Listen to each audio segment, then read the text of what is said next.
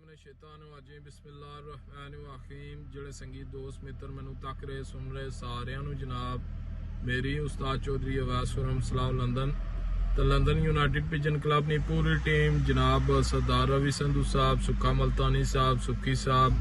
awesome Qureshi ਸਾਹਿਬ फैसल नियाज साहब जनाब राय नवीस साहब उस्ताद राय नासर साहब राय नईम साहब तो चोई अमजद साहब की तरफों अस्सलाम वालेकुम तो सरदार दोस्तों सत श्री अकाल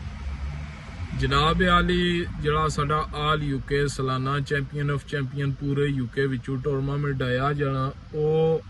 26 जुलाई 2020 की इस संडे डाया जाना सी मगर वैदर खराब आ इंशाल्लाह असी वेट करांगे कदा वैदर स्टिल खराब रहा तो ਜਿਹੜੇ भी संगीत दोस्त डा रहे उन्होंने सलाह मशवरे नाल असी रद्दो बदल कर देंगे दस देंगे तो हतमी रिपोर्ट ਜਿਹੜੇ भी दोस्त पार्टिसिपेट कर रहे उन्होंने भी लिस्ट फ्राइडे अपलोड कर देंगे ਜਿਹੜੇ संगीत दोस्त नवें साड़ी ये वीडियो तक रहे जनाब टूर्नामेंट ਜਿਹੜੇ असी सारे यूके के क्लबां नूं इतमाद विच लैके रूल कानून कबूतर परवरी ने उस्ताद मास्टर जुल्फकार भट्टो साहब ने क्यादत विच मनाए सी ते उन्हां दे मुताबिक जेड़े भी टूर्नामेंट उड्डे असी हर साल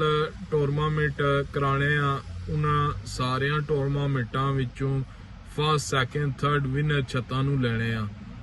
ते माशाअल्लाह पिछले साल भी बहुत अच्छा मुकाबला होया बहुत ही दोस्तां ये टूर्नामेंट अप्रीशिएट किया उसों पिछले साल भी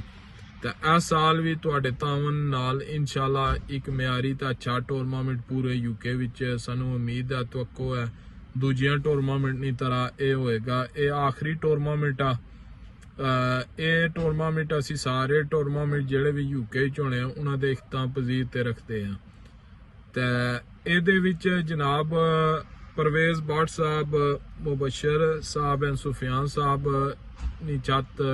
जड़ा ते राशिद इकबाल मिर्जा साहब उस्ताद खलील साहब नी छत ते सकावत अली कुरैशी एंड बिशारत अली कुरैशी साहब जेड़े साडे आल यूके कप चैंपीयन होए ये छत्तां उड़ रही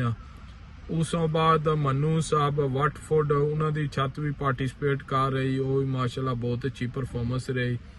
उस्ताद चौधरी अवैस खुरम यानी कि मैं लुकमान कुरैशी साहब माशाल्लाह पीटरबरा दे कप दे भी चैंपीयन होए लोकल दे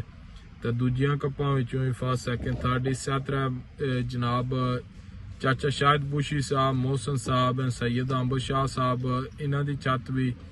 ते मुख्तार साहब एंड उस्ताद जुल्फकार साहब उर्फ जूली साहब माशाल्लाह ये भी चैंपीयन होए जनाब मास्टर साहब दे कप दे विच ते पिछले साल भी साडे चैंपीयन ऑफ चैंपीयन कप विच माशाल्लाह ये सैकेंड पोजीशन ते आए सी इस कप विच जनाब 3 पोजीशनां ते करे इनाम दिते जाने फर्स्ट सैकेंड थर्ड ते जड़ियां फर्स्ट सैकेंड थर्ड चैंपीयन छत्तां होणियां ओही पार्टिसिपेट कर सकणियां